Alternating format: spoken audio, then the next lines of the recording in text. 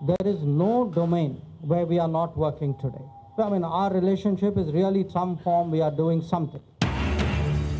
ঢাকায় মোমেন জয়শঙ্কর বৈঠকে তিস্তা ইস্যু, সাংবাদিকের প্রশ্ন এড়িয়ে গেলেন সফররত ভারতীয় পররাষ্ট্রমন্ত্রী। সীমান্ত হত্যা নিয়ে উদ্বেগ। Why is there a problem? Problem is because of crime. So our shared objective should be a no crime, no death border. আলোচনা ফলপ্রসূ দাবি বাংলাদেশের পররাষ্ট্রমন্ত্রীর।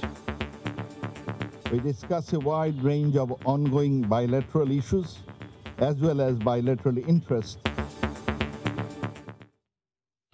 দেখছিলেন প্রধান শিরোনাম, রাত 11টার সময় সঙ্গে আছি আমি সজল মিত্র রিচার্ড। এবার অন্যান্য শীর্ষ সংবাদ। করোনা টিকা নিলেন প্রধানমন্ত্রী শেখ হাসিনা, সবাইকে নির্ভয়ে ভ্যাকসিন নেয়ার আহ্বান, টিকা নিলেও মানতে হবে স্বাস্থ্যবিধি। শিক্ষামন্ত্রীর নির্দেশেই ইউজিসির উদ্দেশ্য প্রণোদিত রিপোর্ট, দাবি কলিমুল্লাহর। রংপুরে অবাঞ্ছিত ঘোষণা, রুচি বিবর্জিত বক্তব্য, বিবৃতি মন্ত্রণালয়ের।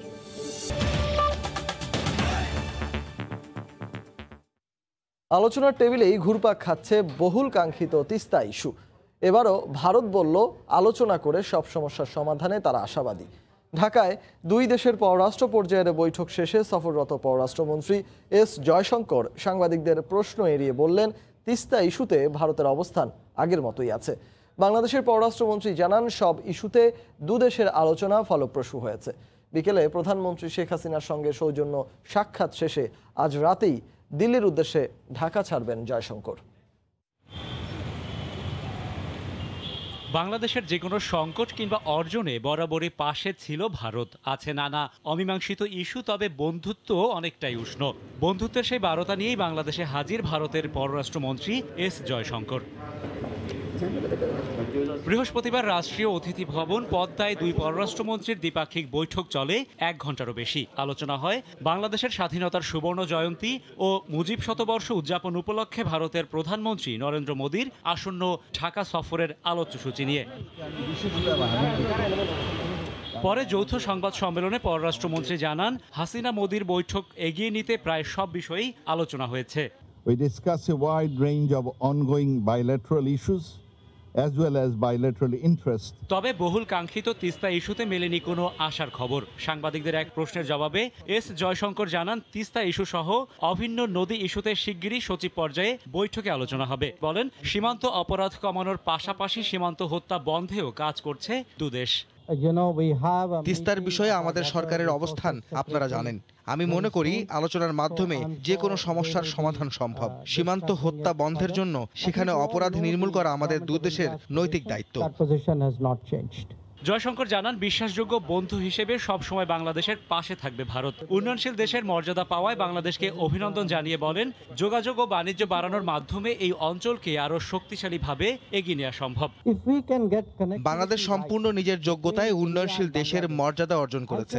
বাংলাদেশকে নিশ্চয়তা দিতে চাই, যে কোনো পরিস্থিতিতে ভারত বাংলাদেশের পাশে থাকবে। সংবাদ সম্মেলনে উঠে আসে কোভিড পরিস্থিতি মোকাবিলায় দুই দেশের একসঙ্গে কাজ করার বিষয়টি। বাংলাদেশের পররাষ্ট্রমন্ত্রী ভ্যাকসিন নিয়ে পাশে দাঁড়ানোর জন্য ধন্যবাদ জানায় ভারতকে। 30 না 135টা দেশ এখনো ভ্যাকসিন পায় না, but there is a miracle because of our friend India. We have such a rock solid relationship. এর আগে বৃহস্পতিবার সকাল 10টার দিকে এস জয়শঙ্করকে নিয়ে বঙ্গবন্ধু বিমান ঘাঁটিতে অবতরণ করে বিশেষ বিমান। রাশেদ বাপ্পি, সময় সংবাদ, ঢাকা। তিস্তার পানি নিয়ে বাংলাদেশ ভারত চুক্তির কথা বলা হচ্ছে গেল কয়েক দশক ধরে, কিন্তু আশ্বাসেই থেমে আছে তা। এক নজরে দেখে নেওয়া যাক তিস্তা নিয়ে দুই দেশের আলোচনা ও আশ্বাসের খতিয়ান। তিস্তা, যার পানি নিয়ে প্রতিবেশী দুই দেশ বাংলাদেশ ও ভারতের মধ্যে দর কষাকষি চলছে সেই 1983 সাল থেকে। 2011 সালের সেপ্টেম্বরে ভারতের তৎকালীন প্রধানমন্ত্রী মনমোহন সিংয়ের ঢাকা সফরের সময় বহুল আলোচিত তিস্তার পানি বন্টন চুক্তি সইয়ের কথা ছিল। অন্তর্বর্তীকালীন সেই চুক্তির সময়কাল ধরা হয়েছিল 15 বছর। চুক্তি অনুযায়ী তিস্তা নদীর পানির 42.5% ভারতের অধিকার ও 37.5% বাংলাদেশের অধিকার প্রতিষ্ঠিত হবে। কিন্তু পশ্চিমবঙ্গের মুখ্যমন্ত্রী মমতা বন্দ্যোপাধ্যায়ের বিরোধিতায় ভেস্তে যায় তিস্তা চুক্তি স্বাক্ষর। 2014 সালে প্রধানমন্ত্রী শেখ হাসিনার ভারত সফরকে ঘিরে আশা তৈরি হয় তিস্তা চুক্তি স্বাক্ষরের। সফরে তিনি বৈঠকে বসেন পশ্চিমবঙ্গের মুখ্যমন্ত্রী মমতা বন্দ্যোপাধ্যায়ের সাথে, কিন্তু সেবারও বেঁকে বসেন মমতা বন্দ্যোপাধ্যায়। হয়নি তিস্তা চুক্তি স্বাক্ষর।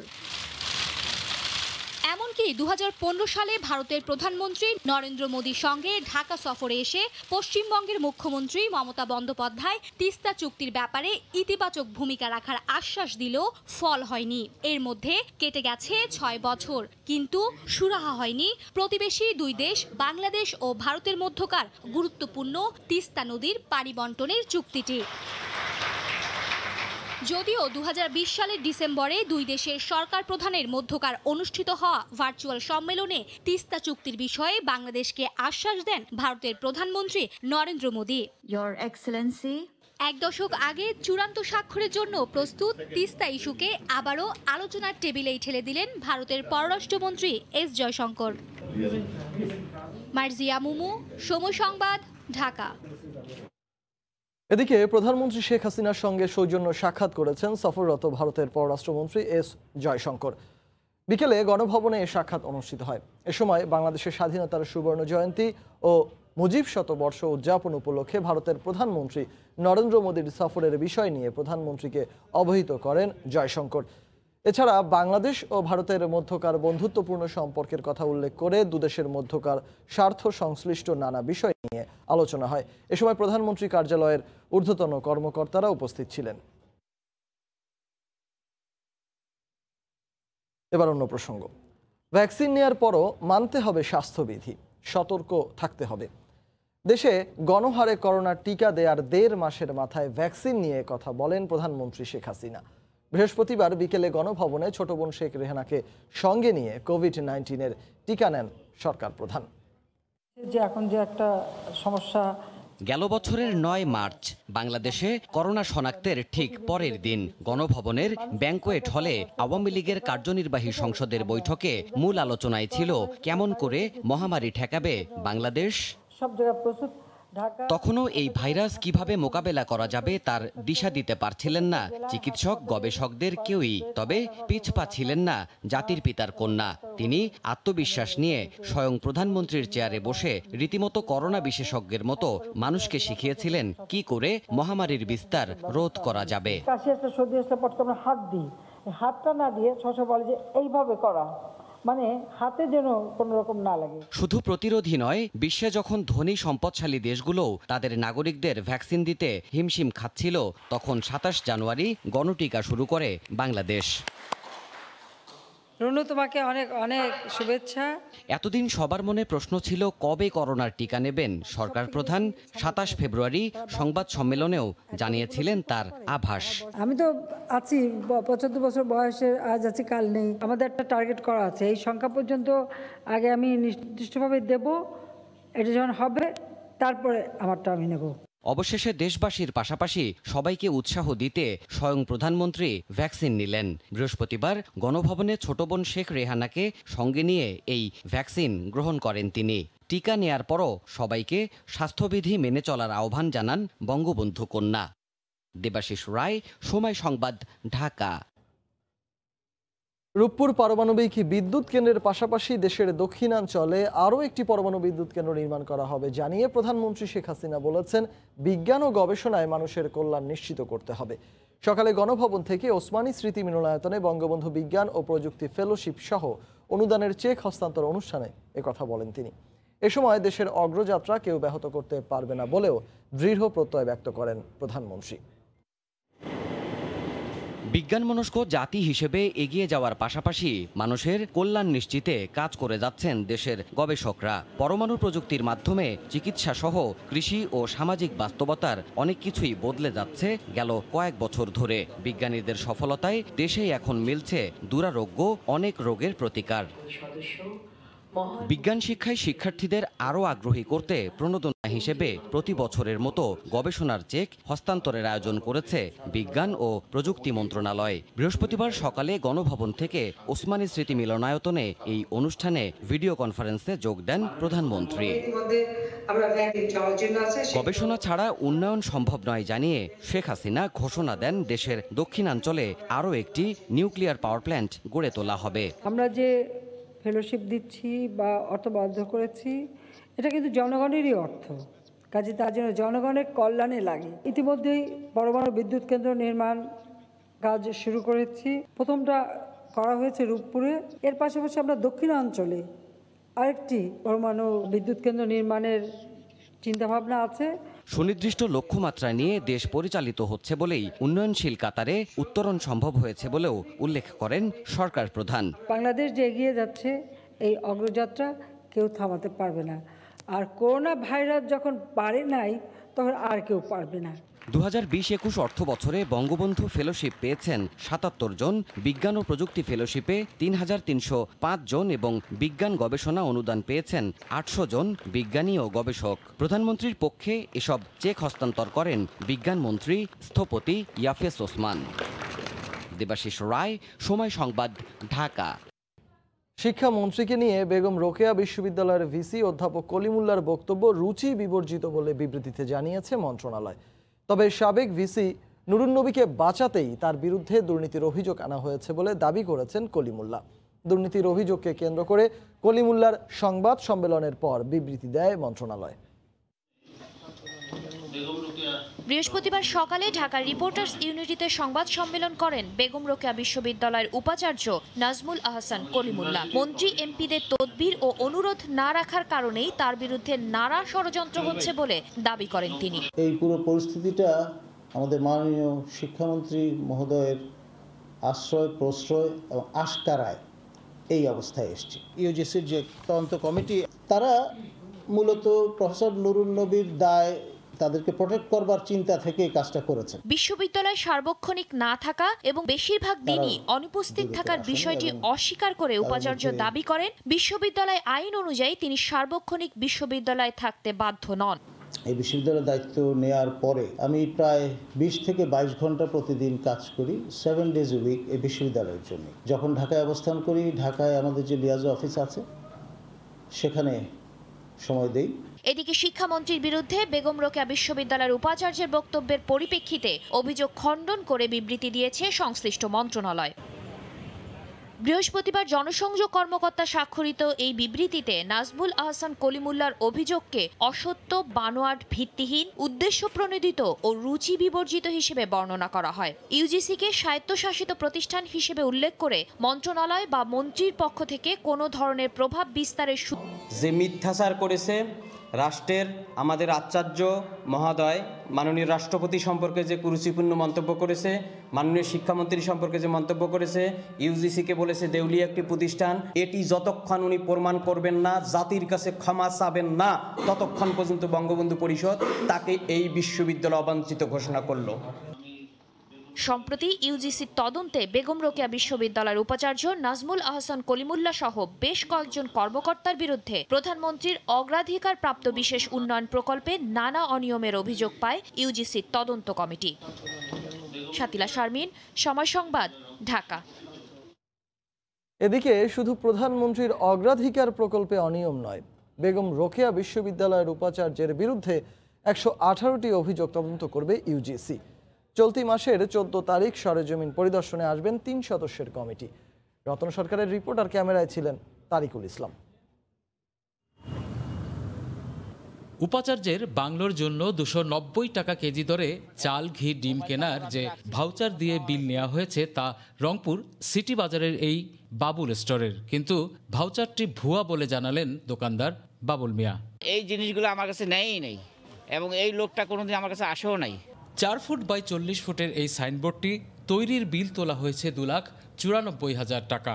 বলছে আর কি 3 লাখ পার করানো যাবে না, ভ্যাট আছে ওনাদের অফিসিয়াল যে ভ্যাটটা কাটে আর কি, পরে আমাকে ওখানে আপনার ওই 2,58,000-এর মধ্যেই বিল দেওয়া। উপাচার্যের গাড়ির জন্য 26টি ফ্ল্যাগ স্ট্যান্ড বানাতে 36,000, করোনাকালের বন্ধেও ফাউন্ডেশন ট্রেনিংয়ে কৃতিত্বের জন্য 1,84,925 টাকার ক্রেস্ট, 5 গুণ দামে 76টি ইলেকট্রনিক ও ইলেকট্রনিক্স পণ্য কেনার খরচ দেখানো হয়েছে। ফ্ল্যাগ তৈরি করেছেন রংপুরে, কিন্তু প্রতিষ্ঠানের বিল দেখাচ্ছেন উনি ঢাকায়। সব জায়গাতেই উনি অর্থ আত্মসাৎ করে চরমভাবে দুর্নীতির ধৃষ্টতা দেখিয়েছেন। খরচ দেখাতে বিভিন্ন সময় উদ্ভট সব কমিটি করা হয়েছে।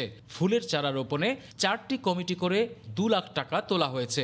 এই স্বচ্ছতাগুলো আনয়নের ক্ষেত্রে এবং এই অস্বচ্ছ কেন হলো, কার মাধ্যমে হলো, সেগুলোর ক্ষেত্রে আমরা আসলে তদন্ত দাবি করছি। তবে অপব্যয় অপচয় সহ আর্থিক খাতের সব অভিযোগ বরাবরই অস্বীকার করে আসছেন অর্থ ও হিসাব দপ্তরের প্রধান। শিক্ষার্থীদের প্রয়োজনে সবকিছু হয়, তবে একেবারে খাত ভিত্তিক ধরে এই কাজটা হয় কিনা আমি সেটা বলতে পারবো না। উপাচার্য সম্প্রতি এক অনুষ্ঠানে ছাত্র সংসদ না থাকা সত্ত্বেও বিপুল পরিমাণ ফি আদায় প্রসঙ্গে কথা বলেন সময় সংবাদের সঙ্গে। যা কিছু আপনার সঞ্চয় ঘটে এর মাধ্যমে সবকিছু ছাত্র কল্যাণেই ব্যয় হয়ে থাকে। উপাচার্যের বিরুদ্ধে ওঠা 118টি অভিযোগ তদন্তে ইউজিসির সদস্য বিশ্বজিৎ চানকে প্রধান করে এরই মধ্যে 3 সদস্যের একটি কমিটি গঠন করা হয়েছে। 14 মার্চে এই কমিটি সরেজমিনে আসছে বলে জানিয়েছেন সংশ্লিষ্টরা। রতন সরকার, সময় সংবাদ, রংপুর। রাত 11টার সময় আরও থাকছে। রাজ পরিবারের সঙ্গে ব্রিটিশ প্রিন্স হ্যারি ও তার স্ত্রী মেগানের দ্বন্দ্ব আরও প্রকাশ্যে। বাকিংহাম প্যালেসের বিরুদ্ধে মিথ্যে রটনা প্রশ্রয় দেওয়ার অভিযোগ। নামি দামি ব্র্যান্ডের হেয়ার অয়েলের বোতলে বিক্রি হচ্ছে বাজারের খোলা তেল। পুরান ঢাকার ঘিঞ্জি গলি থেকে ছড়িয়ে পড়ছে দেশের আনাচে কানাচে। ভেজাল পণ্য তৈরি ও বাজারজাত করার অপরাধে একটি প্রতিষ্ঠানকে সিলগালা করা হয়েছে। প্রতিষ্ঠানের মালিক পলাতক থাকলেও কারখানার কারিগর ও ভবন মালিককে 3 লাখ টাকা করে জরিমানা, অনাদায়ে 3 মাসের কারাদণ্ড দিয়েছেন র্যাবের ভ্রাম্যমাণ আদালত। বড় বড় ড্রামের ভেতর বানানো হতো নামি ব্র্যান্ডের নারিকেল তেল, তাও আবার পুরান ঢাকার ঘিঞ্জি এলাকার একটি ভবনের 3টি কক্ষে। বাজারের খোলা নারিকেল তেলের সঙ্গে সুগন্ধি মিশিয়ে হয়ে যেত কুমারিকা, ডাবর আমলা হেয়ার অয়েল, প্যারাশুট বেলি ফুল, মেরিল গ্লিসারিন ও কিউট নারিকেল তেল। মোড়কটিও এমনভাবে নকল করা হতো দেখে মনে হয় আসল ব্র্যান্ড। এই পণ্যই সারা দেশে বাজারজাত করত নুরুজ্জামান কসমেটিক্স লিমিটেড। গোপন তথ্যের ভিত্তিতে বৃহস্পতিবার সকালে র্যাবের ভ্রাম্যমাণ আদালতের অভিযানে ধরা পড়ে এসব কারসাজি। বেলি ফুল এগুলো তেলের স্টিকার লাগাই আর মানে এমনি ক্যাপ লাগাই দিই। আমাকে নিচে নামতে দেয় না, নিচে নামা সম্পূর্ণ নিষেধ মালিক করতে। মানহীন এসব পণ্য ব্যবহারে মানবদেহের জন্য মারাত্মক ক্ষতি বলে জানান বিএসটিআই কর্মকর্তা। ভেজাল পণ্য তৈরি ও বাজারজাতের অভিযোগে অর্থদণ্ড দেয়া হয় জড়িতদের। পার্পল কালার বাইরে কালো কালার থাকে, এই কালার ছাড়া আমরা লেভেলটা অনুমোদন দিই না। তারা কিন্তু সম্পূর্ণ বিধি বহির্ভূতভাবে তারা এখানে কিন্তু প্রস্তুত করছে, তারা গুদামজাত বা মজুত করছে, বন্টন, বিপণন, বাজারজাত করছে। নানাবিধ কিন্তু আপনার ত্বকের কিন্তু ক্ষতি হতে পারে। ভেজাল পণ্য তৈরি রোধে এ ধরনের অভিযান অব্যাহত থাকবে বলে জানান র্যাবের নির্বাহী ম্যাজিস্ট্রেট সাদিকুর রহমান। যাত্রীদের হয়রানি করায় কাতার ও এতিহাদ এয়ারওয়েজের টিকিট বিক্রয়কারী এজেন্টের বিরুদ্ধে কঠোর ব্যবস্থা নেওয়ার হুঁশিয়ারি দিয়েছেন বেসামরিক বিমান চলাচল কর্তৃপক্ষ বেবিচকের chairman air vice marshal Mofidur Rahman. বৃহস্পতিবার বিকেলে হজরত শাহজালাল আন্তর্জাতিক বিমানবন্দরে আয়োজিত গণশুনানিতে যাত্রীরা অভিযোগ করলে তিনি এই হুঁশিয়ারি দেন। যাত্রী সেবার মানোন্নয়নে বিমানবন্দর কর্তৃপক্ষ এই শুনানির আয়োজন করে। বিদেশ যেতে বিমানবন্দরে এসে বেশ কয়েকজন যাত্রী জানতে পারেন বৃহস্পতিবার কাতার এয়ারওয়েজের কোনো ফ্লাইট নেই, অথচ তাদের কাছে টিকিট বিক্রি করা হয়েছে। একই ধরনের অভিযোগ ওঠে এয়ারওয়েজের বিরুদ্ধেও। এয়ারলাইন্সগুলোর এমন খামখেয়ালিপনা খরচ ও ভোগান্তি বাড়িয়েছে বলে অভিযোগ করেন তারা। এয়ারলাইনগুলো যেন আরো আন্তরিকতার সাথে এখানে কাজ করে, আমি আন্তরিকতার অভাব দেখতে পাচ্ছি। এয়ারলাইন্স যে তাদের ফ্লাইটটা নাই বা টিকিটটা দিয়েছে, এটা তো একটা অন্যায়। এই যে যাত্রীদের ভোগান্তি, এটা কোনো প্রকারই সহ্য করার মতো না, কোনো প্রকারই অ্যাকসেপ্টেবল না। কাতার এয়ারওয়েজের কাছে এক্সপ্লেনেশন চাবো এবং ট্রাভেল এজেন্ট, আমরা কাতার এয়ারওয়েজকে যাবো, কাতার এয়ারওয়েজ এই ট্রাভেল এজেন্টকে ধরবে, দরকার হলে কাতার এয়ারওয়েজ ওই ট্রাভেল এজেন্সির লাইসেন্স বাতিল করার জন্য আমরা। রাত 11টার সময় এবার আরও প্রকাশ্যে ব্রিটেনের রাজ পরিবারের সঙ্গে প্রিন্স হ্যারি ও তার স্ত্রী মেগান মার্কেলের তিক্ততা। অপরাহ উইনফ্রেকে দেয়া এক সাক্ষাৎকারে রাজ পরিবারের বিরুদ্ধে মিথ্যে রটনা প্রশ্রয় দেওয়ার অভিযোগ করেছেন ডাচেস অব সাসেক্স মেগান মার্কেল। গত বছরের মার্চে দ্য ডিউক ও ডাচেস অফ সাসেক্স হ্যারি মেগানের রাজকীয় দায়িত্ব ও কর্তব্য ত্যাগের পর থেকে ব্রিটিশ রাজপরিবারের সঙ্গে দ্বন্দ্বের কিছুটা আভাস পাওয়া যায়। দায়িত্ব ছাড়ার পর থেকে যুক্তরাষ্ট্রের ক্যালিফোর্নিয়ায় বসবাস করছেন এই দম্পতি। সম্প্রতি দ্য টাইমসে প্রকাশিত একটি প্রতিবেদনে বলা হয় 2018 সালের মে মাসে বিয়ের 5 মাসের মাথায় অভিযোগের তীরে বিদ্ধ হন মেগান মার্কেল। কেনসিংটন প্যালেসে থাকার সময় তিনি রাজপরিবারের কয়েকজন কর্মীর সঙ্গে খারাপ আচরণ করেন বলে প্রতিবেদনে উল্লেখ করা হয়। এক কর্মীর ফাঁস হওয়া ইমেইলের বরাতে বলা হয় 2 কর্মীকে প্রাসাদ থেকে তাড়িয়ে দিয়েছিলেন ডাচেস অফ সাসেক্স। পরে এক বিবৃতিতে এই অভিযোগ খতিয়ে দেখার কথা জানায় বাকিংহাম প্যালেস। রাজকীয় দায়িত্ব ছাড়ার পর কারণ হিসেবে গত বছর রাজকীয়তার বাইরে বেরিয়ে তারা সাধারণ জীবন কাটানোর দাবি করলেও সাম্প্রতিক ওই প্রতিবেদন বলছে রাজপরিবারের সঙ্গে দ্বন্দ্বের কারণে প্যালেস ছাড়তে বাধ্য হয়েছেন হ্যারি মেগান। হ্যারি মেগানকে নিয়ে বিস্ফোরক তথ্যের মধ্যেই অপ্রা উইনফ্রেকে সাক্ষাৎকার দিয়েছেন দ্য ডিউক ও ডাচেস অফ সাসেক্স। সাক্ষাৎকারে মেগানের দেয়া বক্তব্যে বাকিংহাম প্যালেসের সঙ্গে এই দম্পতির দ্বন্দ্ব আরও পরিষ্কার হয়েছে। সেখানে তিনি বলেন, হ্যারি মেগানের বিরুদ্ধে ওঠা মিথ্যা রটনাকে প্রশ্রয় দিচ্ছে রাজপরিবার। এমন অবস্থায় নীরব থাকতে পারেন না বলে উল্লেখ করেছেন তিনি। মেগান আরও বলেছেন, আত্মপক্ষ সমর্থন করতে গিয়ে যদি কিছু হারাতে হয় তার জন্য প্রস্তুত আছেন তিনি। সাক্ষাৎকারটি যুক্তরাষ্ট্রে সিবিএস চ্যানেলে রোববার ও যুক্তরাজ্যের ইন্ডিপেন্ডেন্ট টেলিভিশনে সোমবার প্রচার হওয়ার কথা রয়েছে।